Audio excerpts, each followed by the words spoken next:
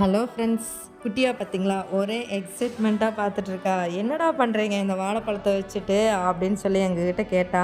நானும் என் தம்பியும் சொல்ல முடியாது, நாங்கள் ஒரு ரெசிபி பண்ணுறோம், அது உங்களுக்கு பிடிச்ச ரெசிபி தான் அப்படின்னு சொல்லி என் தம்பி சொல்லிட்டு வாழைப்பழத்தை நல்லா மசிச்சுட்டு இருந்தான். வாழைப்பழம் வந்து எங்கள் தம்பி கொண்டு வந்திருந்த வாழைப்பழம் தான். இவன் வந்துட்டு வாழைப்பழம் ஏதுமான்னு கேட்டுட்டு இருந்தா. அப்புறம் நான் வந்து என் தம்பி கொண்டு வந்தது அப்படின்னு சொல்லிட்டு நாங்கள் பேசி சிரிச்சுட்டு வாழைப்பழத்தை நல்லா மசிச்சு எடுத்துகிட்டு ஒரு முட்டை எடுத்து அதையும் உடச்சி ஊற்றி நல்லாவே ரெண்டையும் மிக்ஸ் பண்ணி நல்லாவே கலக்கி எடுத்துட்டோம். அதுக்கப்புறம் ஒரு டேபிள் ஸ்பூனு வெண்ணிலா எசன்ஸையும் ஊற்றி அதையும் நல்லாவே நல்லா கலக்கி மிக்ஸ் பண்ணி எடுத்துக்கிட்டோம்.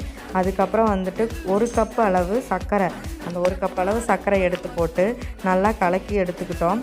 அதுக்கப்புறம் ஒரே ஒரு சின்னதாக சோடாப்பு போடுறான்னா ஒரு டேபிள் ஸ்பூன் சோடாப்பு எடுத்து போட்டுட்டான்.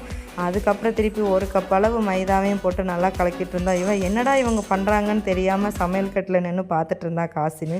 எல்லாத்தையும் நல்லா மிக்ஸ் பண்ணதுக்கப்புறம் ஒரு பவலில் வந்துட்டு அந்த மிக்ஸ் பண்ணதை எல்லாத்தையும் எடுத்து நாங்கள் உள்ளே ஊற்றிட்டோம். அப்புறம் எல்லாமே இட்லி சட்டியில் வச்சு வேக வச்சு எடுத்து ஒரு கப் போட்டால் சூப்பராக ஒரு பனானா கேக் வந்து ரெடி ஆயிடுச்சுங்க. அவ்வளோ சூப்பராக வந்துருந்துச்சு, பார்க்கவே ரொம்ப இருந்துச்சு. நாங்கள் எல்லாமே பீஸாக கட் பண்ணி எடுத்தோம். பார்த்திங்களா, பார்க்கவே ரொம்ப சாஃப்டாக இருக்குது. ஆனால் சாப்பிடும்போது ரொம்பவே கசப்படிச்சுது. ஏன்னா சோடாப்பு கொஞ்சம் ஜாஸ்தியாக போட்டோம். அதோட முடிஞ்சது இந்த வீடியோ.